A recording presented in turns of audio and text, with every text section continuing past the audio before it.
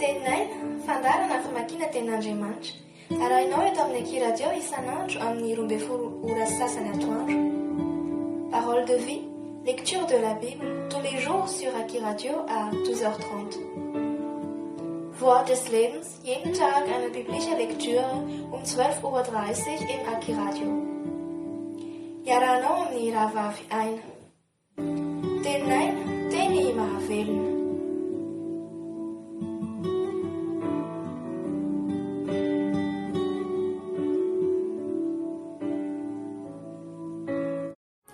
Ny filazantsara nosoratan'i Matteo, toko 7:20.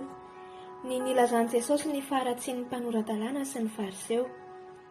Amin'ny anaran'i Jesosy. Ary tamin'izany Jesosy dia niteny tamin'ny vahoaka sy tamin'ny mpianany ka nanao hoe: eo amin'ny fipetrahan'i Mosesy no hipetrahan'ny mpanoran-dalàna sy ny fariseo, koa amin'izany izay rehetra lazainy dia ataovy ka tandremo, fa aza mba manao araka ny asany, satria miteny ihany izy nefa tsy manao. Eny, mame entana sady mavesatra ny sarotra entiny izy ka manaingina izany eo amin'ny soroky ny olona, nefa ny tenany tsy mety manenjika izany na dia amin'ny rasa-tanana anankiray aza.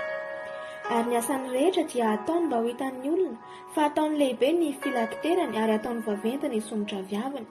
Ary tiany fitoerana aloha eo amin'ny fanasana izy sy ny fipetrahana aloha eo amin'ny sinagoga sy ny ho arabain'ny olona eny an-tsena ary ny ataony olona hoe Rabi, fa ianareo kosa aza mba mety atao hoe Rabi, fa iray ihany no mpampianatra anareo, ary ianareo rehetra dia mpirahalahy avokoa. Ary aza milaza olona ety an-tany ho rainareo, fa iray ihany no rainareo dia izay any an-danitra. Ary aza mba mety atao hoe mpitarika ianareo, fa iray ihany no mpitarika anareo dia Kristy. Fa izay lehibe aminareo no mpanompo anareo, fa izay manandra tena no ahetry, ary izay manetry tena no asandratra. Fa lozanareo mpanoran-dalàna sy fariseo pe tsara velatsia, fa arindrinareo anoloan'ny olona ny fanjakan'ny lanitra, fa ianareo tsy miditra, ary izay miditra dia tsy avelanareo hiditra. Lozanareo mpanoran-dalàna sy fariseo pe tsara velatsia, fa mandeha mitety ny ranomasina sy ny tany maina ianareo, mba azonareo na dia iray ihany aza ho prozelita, ary rehefa azonareo izy dia ataonareo zanaky ny elo mihoatra indroa noho ny ianareo aza. Lozanareo mpitarika jamba izay manao hoe raha misy mianina amin'ny tempoly dia tsy mampaninona izany, fa raha misy mianina amin'ny volamena amin'ny tempoly dia aningo teny izy. Ry adala sy jamba, iza ny lehibe, ny volamena va sa ny tempoly izay namasinina ny volamena, na masina ny volamena?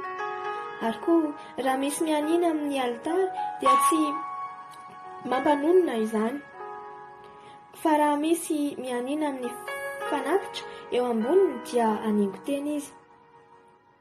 Ry jamba, iza ny lehibe, ny fanatitra sa ny alitara izay mahamasina ny fanatitra? Koa amin'izany, izay mianina amin'ny alitara dia mianina aminy mba amin'ny zavatra rehetra izay eo amboniny, ary izay mianina amin'ny tempoly dia mianina aminy mba amin'izay mitoetra ao anatiny, ary izay mianina amin'ny lanitra dia mianina amin'ny seza fiandrianan'Andriamanitra mba amin'izay mipetraka eo amboniny. Lozanareo mpanoran-dalàna sy fariseo pe tsara velatsia, fa mandony fahafolon'ny solila sy ny aneta ary ny kominina ianareo, nefa navelanareo izay lehibe amin'ny lalàna dia ny rariny sy ny famondram-po ary ny finoana, ireo tokony ho ataonareo no nataonareo, nefa tsy tokony avelanareo irerona. Ry mpitarika jamba, tantavaninareo ny moka nefa atelinareo ny rameva. Lozanareo mpanoran-dalàna sy fariseo pe tsara velatsia, fa diovinareo ny voan'ny kapoaka sy ny lovia, nefa ny ao anatiny dia feno rombaka sy tsy fahaononana. Ry fariseo jamba, diovy aloha ny ao anatin'ny kapoaka sy ny lovia mba ho madio koa ny voany. Lozanareo mpanoran-dalàna sy fariseo pe tsara velatsia, fa ianareo dia tahaka ny fasana voalalitra fotsy izay miseho tsara tarehy eo ivelany, nefa ny ao anatiny dia feno taolany maty mba amin'ny fahalotoana rehetra. Dia tahaka izany koa ianareo, raha amin'ny eo ivelany dia miseho amin'ny olona ho marina, nefa ny ao anatinareo dia feno fiatsaram-belatsia sy fankatoavan-dalàna. Lozanareo mpanoran-dalàna sy fariseo pe tsara velatsia, fa manao ny fasan'ny mpaminany ianareo sady manisy haingony ny rary vatom-pasan'ny olona marina, ka hoy ianareo, raha ny arabelona tamin'ny razanay izahay dia tsy mba nikambana tamin'ny andatsadrany mpaminany, ka dia miampangatena ianareo fa zanaka izay namono ny mpaminany. Ary ianareo koa dia mameno ny famaran'ny razanareo. Ry biby lava taranaky mena rano, ataonareo ahoana no fandositra ny fanamelohana ho any amin'ny elo? Ary noho izany indro, izaho maniraka mpaminany sy olon-kendry ary mpanora-dalàna ho aty aminareo. Koa ny sasany ho vononareo sy ho omboanareo amin'ny hazo fijaliana, ary ny sasany ho kapohanareo amin'ny sinagoganareo sy enjehinareo mitety vohitra. Mba hanody anareo ny raha marina rehetra izay nalatsaka tambonin'ny tany, hatramin'ny rany Abela marina ka hatramin'ny rany Zakaria zanaky Barakia izay novononareo teo anelanelan'ny tempoly sy ny altara. Lazaiko aminareo marina tokoa, hanody ity taranaka ity izany rehetra izany. Ry Jerosalema, izay mamono ny mpaminany sy mitora-bato izay irahinao aminao, impiry aho no tanangona ny zanakao tahaka ny fanomban'ny akoho zanany ao ambanin'ny elany, fa tsy nety anareo. Indro, avelaolao anareo ny tranonareo. Fa lazaiko aminareo, hatramin'izao dia tsy ahita tokoa. L'Évangile selon Matthieu chapitre 23. Les scribes et les pharisiens censurés par Jésus. Au nom de Jésus. Alors Jésus, parlant à la foule et à ses disciples, dit: Les scribes et les pharisiens sont assis dans la chaire de Moïse. Faites donc et observez tout ce qu'ils vous disent, mais n'agissez pas selon leurs œuvres. Car ils disent et ne font pas. Ils lient des fardeaux pesants et les mettent sur les épaules des hommes, mais ils ne veulent pas les remuer du doigt. Ils font toutes leurs actions pour être vus des hommes. Ainsi, ils portent de larges phylactères et ils ont de longues franges à leurs vêtements. Ils aiment la première place dans les festins et les premiers sièges dans les synagogues. Ils aiment à être salués dans les places publiques et à être appelés par les hommes Rabbi, Rabbi. Mais vous, ne vous faites pas appeler Rabbi, car un seul est votre maître et vous êtes tous frères. Et n'appelez personne sur la terre votre Père, car un seul est votre Père, celui qui est dans les cieux. Ne vous faites pas appeler directeur, car un seul est votre directeur, le Christ. Le plus grand parmi vous sera votre serviteur. Quiconque s'élèvera sera abaissé, et quiconque s'abaissera sera élevé. Malheur à vous, scribes et pharisiens hypocrites, parce que vous fermez aux hommes le royaume des cieux. Vous n'y entrez pas vous-même, et vous n'y laissez pas entrer ceux qui veulent entrer. Malheur à vous, scribes et pharisiens hypocrites, parce que vous dévorez les maisons des veuves, et que vous faites pour l'apparence de longues prières. À cause de cela, vous serez jugés plus sévèrement. Malheur à vous, scribes et pharisiens hypocrites, parce que vous courez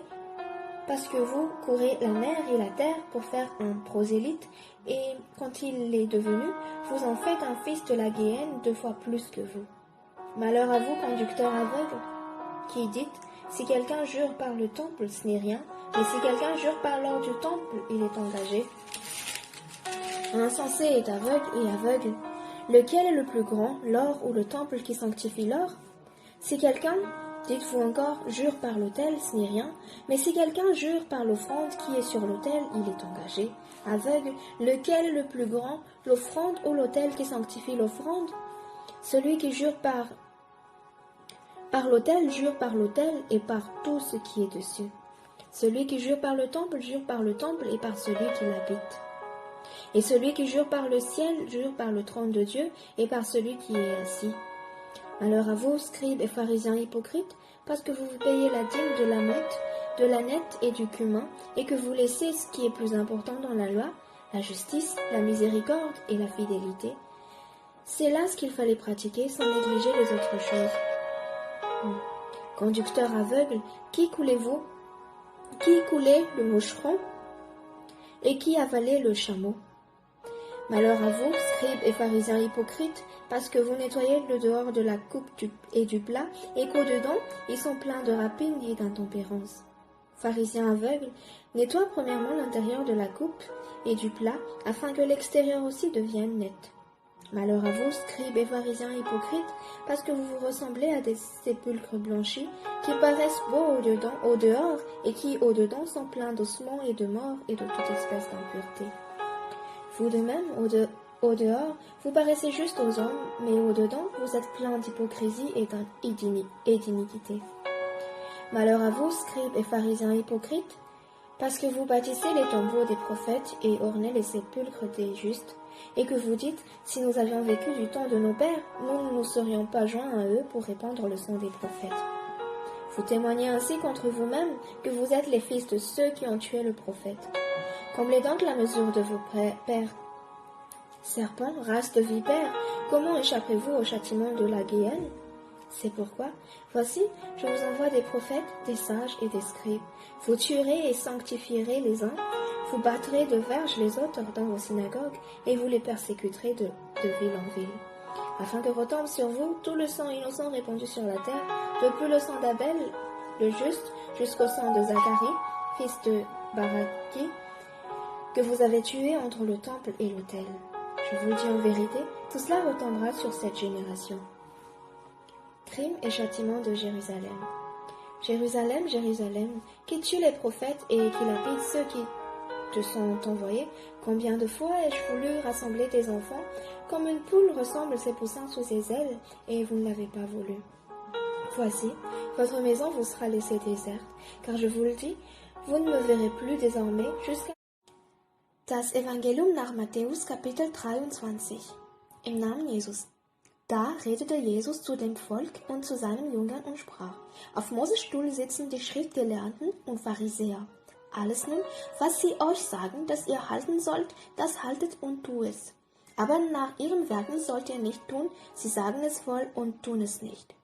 Sie binden aber schwere und unerträgliche Bürden und legen sie in den Menschen auf den Hals, aber sie selbst wollen dieselben nicht mit einem Finger regen.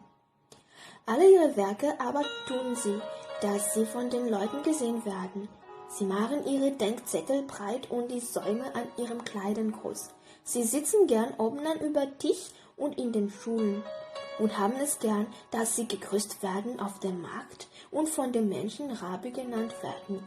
Aber ihr sollt euch nicht Rabbi nennen lassen, denn einer ist euer Meister, Christus, ihr aber seid alle Brüder. Und sollt niemand Vater heißen auf Erden, denn einer ist euer Vater, der im Himmel ist. Und ihr sollt euch nicht lassen Meister nennen, denn einer ist euer Meister, Christus. Der Größte unter euch soll euer Diener sein. Denn wer sich selbst erhöht, der wird erniedrigt. Und wer sich selbst erniedrigt, der wird erhöht. Weh euch, Schriftgelehrte und Pharisäer, ihr Heuchler, die ihr das Himmelreich zu schließet vor den Menschen. Ihr kommt nicht hinein und die hineinwollen lasst ihr nicht hineingehen. Weh euch, Schriftgelehrte und Pharisäer, ihr Heuchler, die ihr den Witwehäuser fresset und wendet lange Gebete vor, darum werdet ihr desto mehr Verdammnis empfangen. Weh euch, Schriftgelehrte und Pharisäer, ihr Heuchler, die ihr Land und Wasser umzieht, dass ihr einen Jugendgenossen macht, und wenn er es geworden ist, macht ihr aus ihm ein Kind und Höhle. Zwiefältig mehr denn ihr seid. Weh euch, verblendete Leiter, die ihr seid, wer da schwört bei dem Tempel, das ist nichts, wer aber schwört bei dem Gold am Tempel, der ist es schuldig. Ihr Narren und Blinden, was ist größer, das Gold oder der Tempel, der das Gold heiligt? Wer da schwört bei dem Altar, das ist nichts, wer aber schwört bei dem Opfer, das darauf ist, der ist es schuldig. Ihr Narren und Blinden, was ist größer, das Opfer oder der Altar, der das Opfer heiligt? Darum, wer da schwört bei dem Altar, der schwört bei demselben und bei allem, was darauf ist.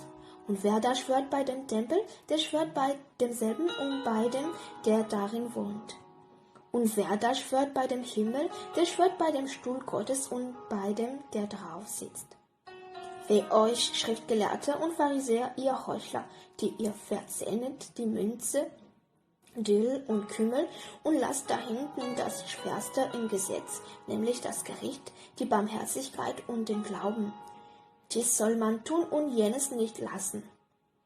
Ihr verblendeten Leiter, die ihr Mücken seid und Kamele verschluckt. Weh euch, Schriftgelehrte und Pharisäer, ihr Heuchler, die ihr die Becher und Schüsseln auswendig reinlich haltet, inwendig aber ist es voll Raubes und Frasses.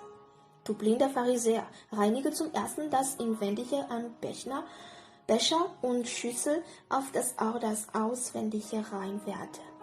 Weh euch, Schriftgelehrte und Pharisäer, ihr Heuchler, die ihr gleich seid wie die übertünchten Gräber, welche auswendig hübsch scheinen, aber inwendig sind die voller toten Gebeine und alles Unflatz.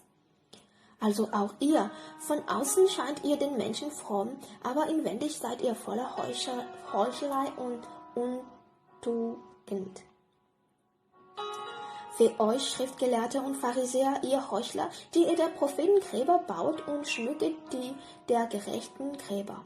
Und sprecht, wären wir zu unseren Väterzeiten gewesen, so wollten wir nicht teilhaftig sein mit ihnen an der Propheten Blut. So gebt ihr über euch selbst Zeugnis, dass ihr Kinder seid derer, die die Propheten getötet haben. Wohlan erfüllt auch ihr das Maß eurer Vater. Ihr Schlangen und Otterngezücht, wie wollt ihr den höllischen Verdammnis entrinnen? Darum siehe, ich sende zu euch Propheten und Weise und Schriftgelehrte, und deren werdet ihr etliche töten und kreuzigen. Und etliche werdet ihr geißeln in ihren Schulen und werdet sie verfolgen von einer Stadt zu der anderen. Auf das über euch komme all das gerechte Blut, das vergossen ist auf Erden, von dem Blut des gerechten Abel an bis auf das Blut des Zacharias, der Sohnes Berechias, welchen ihr getötet habt zwischen dem Tempel und dem Altar. Wahrlich, ich sage euch, dass solches alles wird über dieses Geschlecht kommen.